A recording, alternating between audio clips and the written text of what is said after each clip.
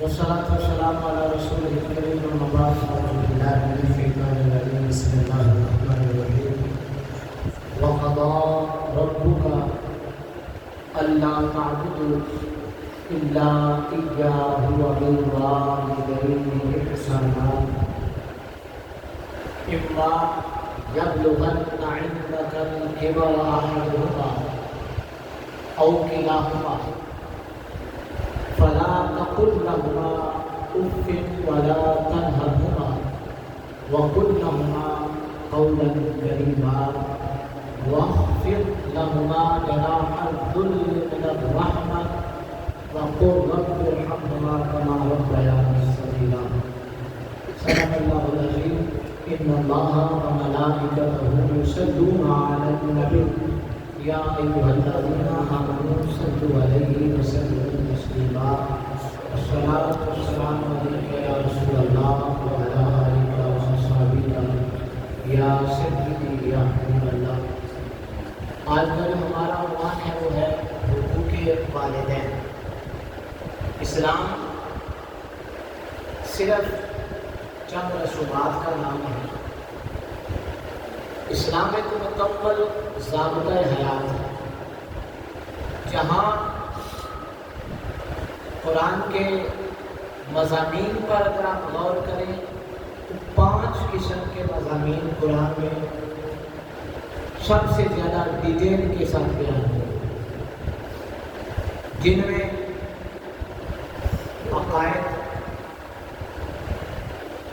اس کے بعد عبادات ہیں، عبادات کے بعد اخلاقیات ہیں، اخلاقیات کے بعد معاملات ہیں، اور معاملات کے بعد واقعات ہیں. اخلاقیات کے مضمون میں اسلام نے ان تمام رشتوں کے بارے میں ڈسکس کی ہے کہ ان رشتوں کے ساتھ نباہ کرنا تمہاری سب سے اولین ترجیح ہونی چاہیے. حقوق والدین کے حوالے سے 15ویں سپارے سے جو آیت مبارکہ میں نے آپ کے سامنے تلاوت کی ہے. اگر کسی مفتی صاحب کا، کسی محدث یا مفسر کے اقوال میں یہاں تو شاید ان میں وہ تاثیر نہ ہو. حقوق والدین کے حوالے سے وہ تاثیر رب کے کلام کے اندر ہے. اللہ رب العزت نے ارشاد فرمایا وَقَضَىٰ رَبُّكَ أَلَّا تَعْبُدُوا إِلَّا إِيَّاهُ. تمہارے رب نے فیصلہ فرما دیا ہے کہ عبادت اور بندگی اگر جائز ہے تو صرف رب کائنات ہے، اس کے علاوہ کوئی لائق عبادت اور لائق بندگی نہیں. اور تمہارے رب نے یہ بھی فیصلہ کر دیا ہے وَبِالْوَالِدَيْنِ إِحْسَانًا، والدین کے ساتھ احسان کرو.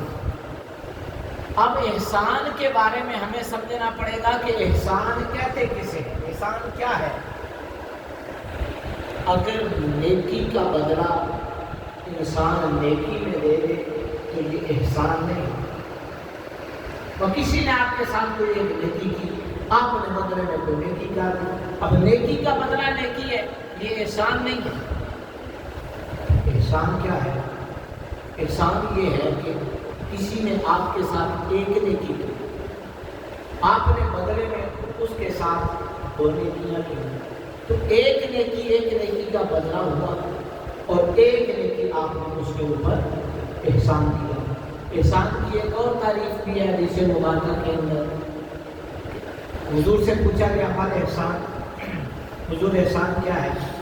آپ نے ارشاد فرمایا کہ ان تعبد اللہ کأنک تراہ فإن لم تکن تراہ فإنہ یراک. رب کی عبادت اور بندگی تو ایسے کرے کہ گویا رب کو تو دیکھ رہا ہے. یہ مقام عبادت ہونا چاہیے. اور اگر یہ نہیں تو اس سے کم درجہ ضرور ہونا چاہیے. اپنے ذہن میں یہ تصور رکھتا کر لے کہ اگر تو رب کو نہیں دیکھ سکا تو رب تجھے دیکھ رہا. احسان اگر پہلی تعریف ہم دیکھیں نیکی کے بدلے میں نیکی. مجھے یہ بتائیں ماشاءاللہ بڑے پڑھے لکھے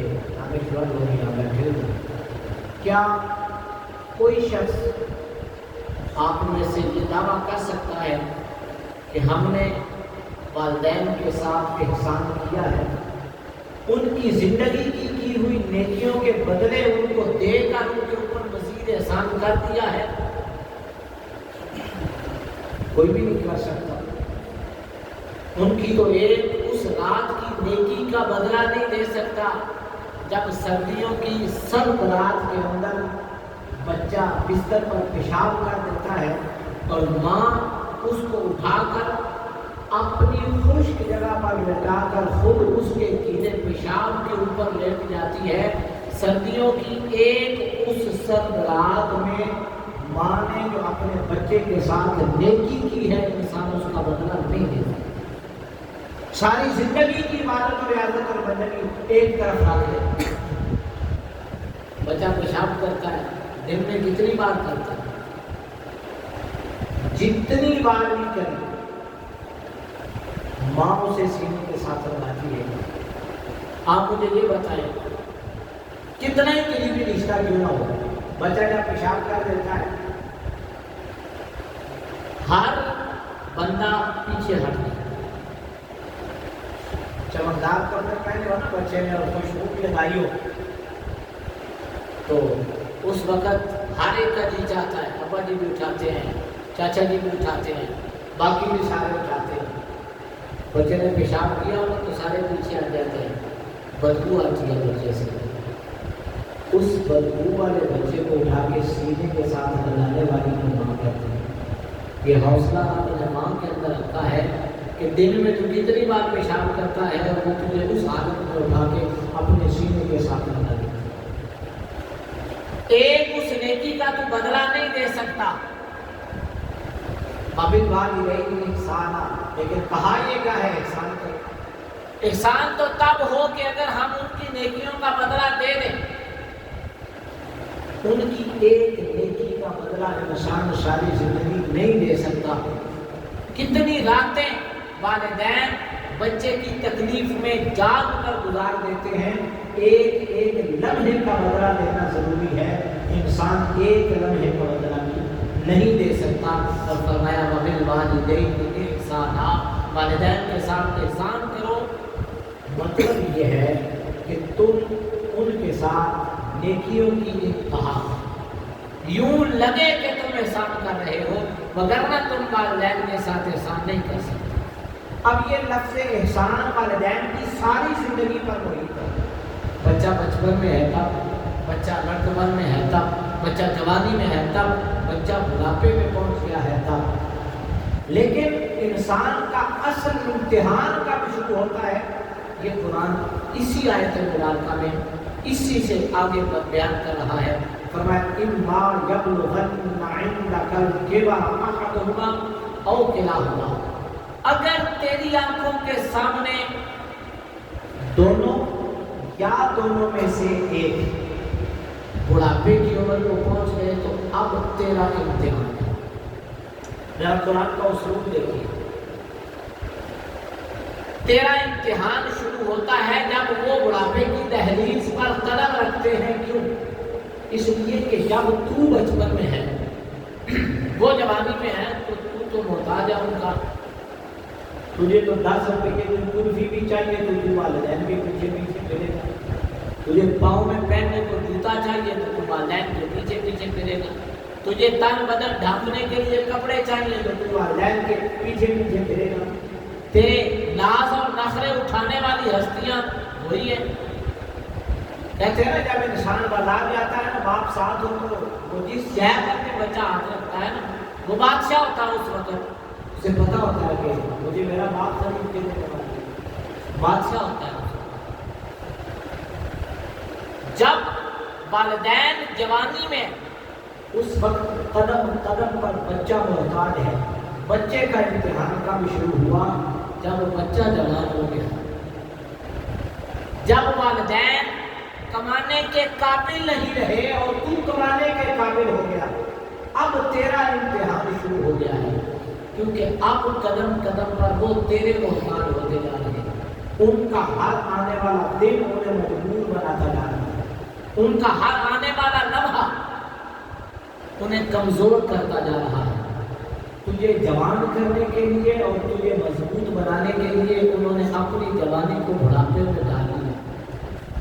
ان کی داڑھی کے بال سفید ہو گئے تجھے جوان کرتے کرتے۔ اب تیرا امتحان ہے۔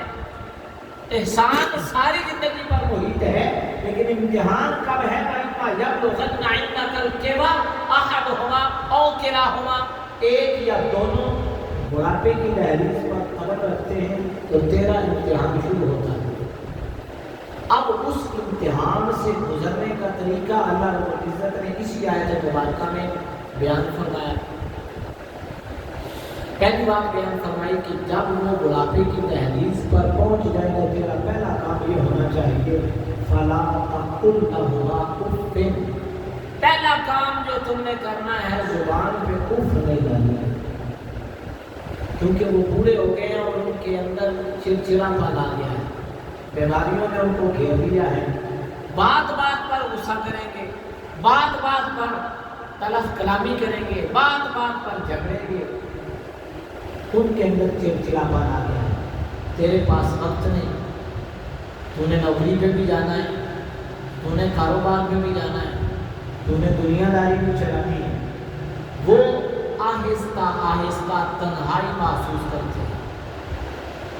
جب وہ تنہائی محسوس کرتے ہیں تو بیماریاں جکڑ لیتی ہیں، جب بیماریاں جکڑتی ہیں تو طبیعت کے اندر چڑچڑا پن آتا ہے۔ جب چڑچڑا پن آئے گا تو جب سامنے آئے گا وہ تجھے کوئی بات سنا دیں گے، اور جب تجھے کوئی بات سنائیں گے تو تیرا امتحان ہے فلا تقل لهما اف، خاموشی کے ساتھ ان کی باتوں کو سہ لینا ہے، اف نہیں کہنا۔ اور اس کی تفسیر میں علماء نے لکھا ہے اگر اف سے کم درجے کا بھی کوئی لفظ ہوتا تو اللہ رب العزت اس کو قرآن پاک میں بیان کرتا۔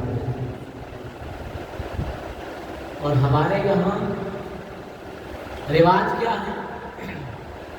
بات بات پر بیٹی ماں کے مقابلے میں کھڑی ہوتی ہے، بیٹا باپ کے مقابلے میں کھڑا ہوتا ہے۔ قرآن کہتا ہے اف نہیں کہنا۔ اور آپ کتنی ویڈیوز دیکھ رہے ہوتے ہیں، بچے بوڑھے والدین کو دھکے دے کر گھر سے باہر نکال رہے ہوتے ہیں۔ یہ ہماری سوسائٹی اور ہمارا معاشرہ ہے۔ مغربی معاشرہ اس کا تصور یہ ہے یہ بوڑھے ہو جاتے ہیں، یہ کسی کام کے نہیں، اٹھا کے اولڈ ہوم کے اندر رکھ دو۔ اسلامی معاشرے کا تصور یہ ہے تو نے اگر جنت کمانی ہے تو ان کے قدموں میں بیٹھ جا، اب تجھے جنت عطا کرے۔ فلا تقل لهما اف، پہلا کام یہ کہ خندہ پیشانی کے ساتھ ماتھے پہ بال نہیں آنا چاہیے، یہ ہستیاں تیرے لیے جنت ہے۔ فلا تقل لهما اف، دوسرا کام ولا تنهرهما، کبھی جھلکی نہیں دینی ان کو، جھلکنا نہیں ہے کبھی کہ یار میں ساری رات کھنگتے رہتے ہو، نہ آپ کو سمجھو نہ سانو سمجھو۔ کوئی بات پوچھے، ایک بار پوچھے، دو بار پوچھے، چار بار پوچھے، تیرا مزاج بگڑ جاتا ہے، دس جاتے ہیں، پھر تو ہم سمجھ نہیں آتے۔ بلا تنہرہما، ان کو جھلکی کبھی نہیں دینی، کپڑے کو نہیں استری کی، روٹی بھی ٹائم پہ بنی، شادی سے پہلے کپڑے بھی ٹائم پہ استری ملتے ہیں، کھانا بھی ٹائم پہ ملتا ہے، تو اٹھتا ہے۔ ہمارا تو ویسے مزاج ہی ایسا بن گیا ہے، بچوں کی بھی تربیت کو نہیں کرتے، خود بھی ٹریننگ نہیں ہوتی، ساری زندگی جس بستر پہ اٹھا اسی طرح پھینکا اور وہ جا رہے ہیں، پیچھے گھر جانے اور بستر جانے۔ نبی کریم علیہ السلام کا یہ طریقہ کار نہیں تھا، آپ اپنے کام اپنے ہاتھوں سے کرتے تھے۔ بیان کرنا اور عملی طور پر کل گزرنا اس میں بہت فرق ہے۔ بلا تنہرہما، جھلکی نہیں دینی ان کو۔ جوان ہو گیا تو اس کا مطلب یہ نہیں کہ اپنی جوانی کی طاقت اور اس کا نشہ اپنے والدین کے اوپر آزمانا شروع کر دیں۔ ان پتھروں کو ہم نے عطا کی تھی دھڑکنیں، ان کو زبان ملی تو ہم ہی پہ برس پڑے۔ جس ماں اور جس باپ نے تجھے بولنا سکھایا تو انہیں پر اپنی طاقت آزما رہا ہے۔ اپنے حالات پہ غور کر، تو پیدا ہوا تو تجھے تو صرف رونے کا فن آتا تھا، اس سے آگے تو جانتے ہی کچھ نہیں تھا، تجھے بھوک لگتی تھی تو روتا تھا، تجھے پیاس لگتی تھی تو روتا تھا، تجھے گرمی لگتی ہے تو تو روتا ہے، تجھے سردی لگتی ہے تو تو روتا ہے، تو بیمار ہوتا ہے، کہیں تکلیف درد ہوتی ہے تو روتا ہے۔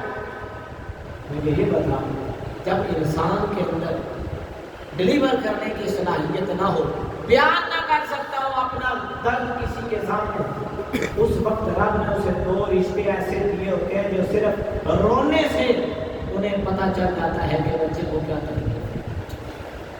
بچہ روتا ہے تو ماں کہتی ہے بھوک لگی ہے، ماں کو کس نے آگے بتا دیا کہ بچے کو بھوک لگی ہے؟ بچہ روتا ہے تو ماں کہتی ہے اس کے پیٹ میں درد ہے۔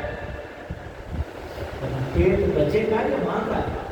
ماں کو کیسے پتا کہ بچے کے پیٹ میں درد ہے؟ اللہ رب العزت نے اتنی محبت والدین کے اندر اولاد کے لیے بھری ہوتی ہے کہ جسم بچے کا ہوتا ہے اور تکلیف والدین محسوس کرتے ہیں۔ ڈاکٹر کے پاس لے کے جاتے ہیں نا چھوٹا بچہ 2-4 مہینے کا، اور 2-4 مہینے کا بچہ ڈاکٹر کو بتاتا ہے کہ مجھے یہ تکلیف ہے؟ نہیں بتا سکتا۔ ماں سے ڈاکٹر پوچھ رہا ہوتا ہے بچے کو کیا تکلیف ہے، ماں بتاتی ہے بچے کو یہ تکلیف ہے۔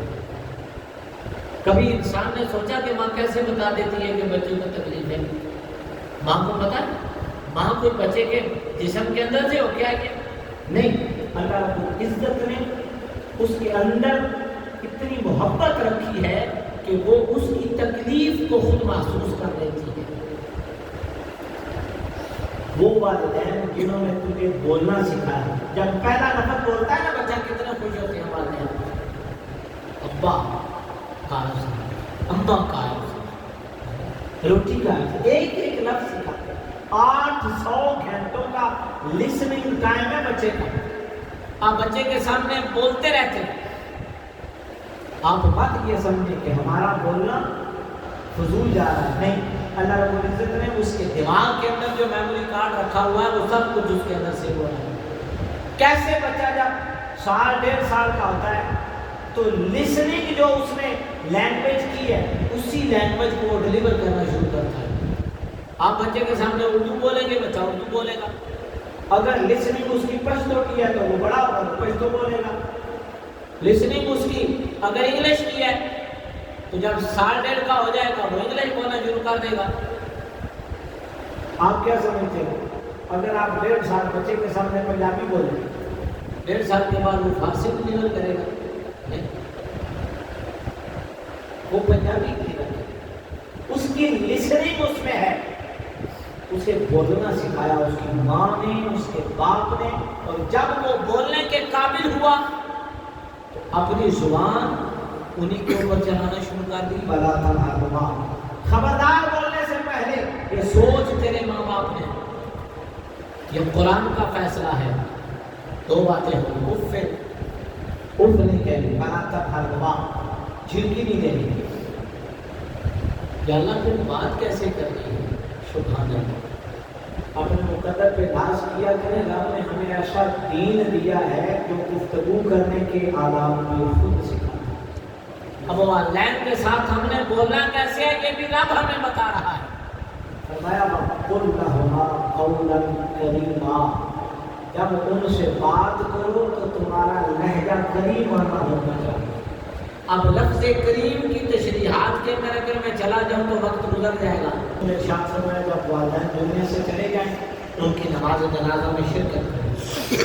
اور ہمارے یہاں رواج ہے الحمدللہ کہ بچے باہر بھی ہوں کوشش کرتے ہیں ان کے جنازے میں پہنچنے کی، دوڑ لگاتے ہیں، پھر وہ مال و دولت اور پیسہ نہیں دیکھتے، اتنا لگانا ٹکٹ لگ سی کہاں جا سکتا وہ ایسا بھی تو دے گا بکائی شخص نہیں۔ حدیث مبارکہ جو پروٹوکول نماز جنازہ میں شرکت کا ہے وہ دیکھ کا نہیں ہے، اس لیے دوڑ کے ان کی نماز جنازہ میں پہنچو، اور الحمدللہ لوگ پہنچتے ہیں۔ نمبر 2، حضور نے ارشاد فرمایا کہ اگر وہ جاتے ہوئے کوئی وصیت کر جائے اور وہ وصیت شرعی ہو اس کو پورا کریں، اس کو آنکھیں بنا کر دبا نہ لو، اس کو پورا کریں۔ نمبر 3، حضور نبی رحمت صلی اللہ علیہ وسلم نے ارشاد فرمایا کہ ان کی رشتہ داریوں کا پاس کرو، ان کے تعلق کا پاس کرو، ان کے تعلق کا لحاظ کرو، ان کے رشتوں کا لحاظ کرو۔ تمہاری نہیں بات آتی تو کوئی بات نہیں، صرف اس لیے تو کسی کے ساتھ ہنس کر بات کر رہے کہ یہ میری ماں کا رشتہ دار ہے، یہ میرے باپ کا رشتہ دار ہے، تو سمجھ تو سنت مصطفیٰ پہ عمل کر رہا۔ ان کے رشتوں کا لحاظ اور ان کے رشتوں کا پاس یہ اولاد کی ذمہ داری ہے۔ اور حضور علیہ السلام نے یہاں تک ارشاد فرمایا کہ ان کا تعلق جہاں جہاں ہے، ان کی دوستی جہاں جہاں ہے، اس کو کمزور مت ہونے دو، اس کا لحاظ اور پاس رکھنا۔